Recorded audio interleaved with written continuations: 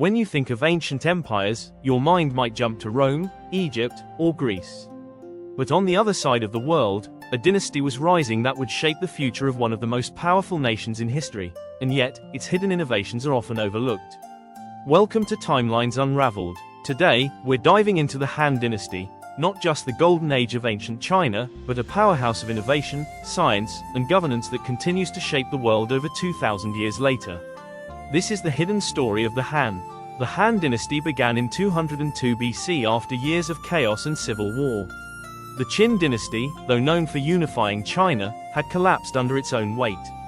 Into that vacuum stepped Liu Bang, a peasant rebel turned emperor, who would become known as Emperor Gaoju, the founder of the Han. He did something revolutionary for the time. He listened. Instead of ruling with an iron fist like the Qin before him, Liu Bang blended strict legalist policies with Confucian ideals, restoring balance between order and compassion. It was a formula that worked, and it laid the foundation for 4 centuries of Han rule. But the Han dynasty wasn't just about emperors and armies. It was a crucible of human advancement. Let's start with something many people overlook: astronomy. Long before telescopes, Han astronomers were mapping the heavens with stunning accuracy. They created one of the earliest star catalogues in recorded history, identifying over 800 individual stars. They divided the sky into 365 degrees, nearly matching the true value of the solar year, and developed a calendar that closely tracked both lunar and solar movements. Why did it matter? Because in Han China, the emperor's legitimacy was tied to harmony with the cosmos. Tracking the stars wasn't just science, it was statecraft. But innovation didn't stop at the sky. One of the Han's most enduring legacies is their bureaucracy. They built the foundation of a centralized, merit-based civil service, a radical idea in a world where government positions were typically handed out by birthright or bribery. To staff the empire, the Han began developing a system that tested knowledge of Confucian texts, history, and ethics. This early examination system wasn't yet the imperial civil service exams we think of today, but it was the prototype, and it laid the groundwork for over 1,000 years of Chinese bureaucracy. In a world where social mobility was rare, the Han dared to ask, what if ability mattered more than bloodline? Then there was their economy. Under the rule of Emperor Wu, the Han dynasty saw a dramatic expansion of state power. He nationalized the production of salt and iron, key resources, and established government monopolies to control prices and fund military campaigns. It was a controversial move, and the debates that followed, known as the discourses on salt and iron, marked one of the earliest recorded examples of public policy debate in Chinese history.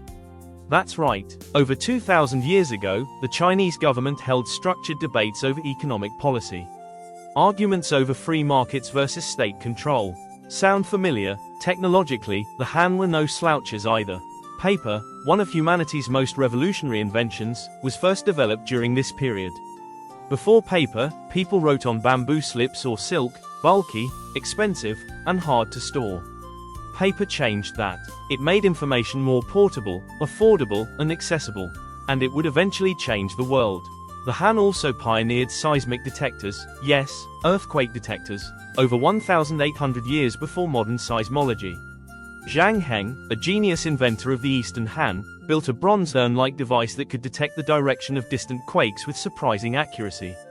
To this day, scholars marvel at its ingenuity. And let's not forget the Silk Road.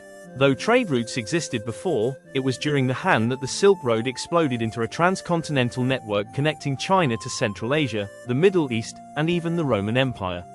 Silk, spices, horses, glass, and ideas flowed in both directions. But the Silk Road wasn't just about commerce, it was about culture. Buddhism, for instance, entered China along these routes, reshaping Chinese thought for centuries to come. Of course, no empire is without struggle. The Han dynasty had its internal fractures. Court intrigue, eunuch power struggles, corrupt officials, and peasant uprisings all chipped away at its foundation. A brief interruption, known as the Xin dynasty under Wang Mang, broke the Han rule for 15 years, but the dynasty was soon restored. Still, by the 2nd century AD, the cracks were widening. The Yellow Turban Rebellion erupted in 184 AD, signaling the empire's descent into chaos. Warlords rose. Authority fractured. By 220 AD, the last Han emperor abdicated, and China splintered into 3 rival kingdoms. But even as the dynasty fell, its legacy endured.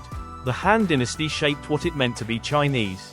In fact, to this day, the dominant ethnic group in China calls themselves the Han people, a tribute to the dynasty's lasting influence. Its bureaucratic model inspired governments for centuries. Its scientific advances laid the groundwork for global innovation. And its cultural legacy, rooted in Confucian ideals, still resonates in East Asian societies today. The Romans had marble, the Egyptians had pyramids, but the Han had something just as enduring: ideas. Ideas about governance, knowledge, technology, and the universe itself. And while their palaces have crumbled and their scrolls have faded, their vision of an organized, educated, and centralized state lives on. Not just in China, but in modern governments around the world. Thanks for watching Timelines Unravelled. If you enjoyed discovering the hidden brilliance of the Han Dynasty and want more deep dives into the forgotten legacies of world history, hit like, subscribe, and turn on notifications. Because sometimes, the most powerful stories are the ones history leaves behind, until we unravel them.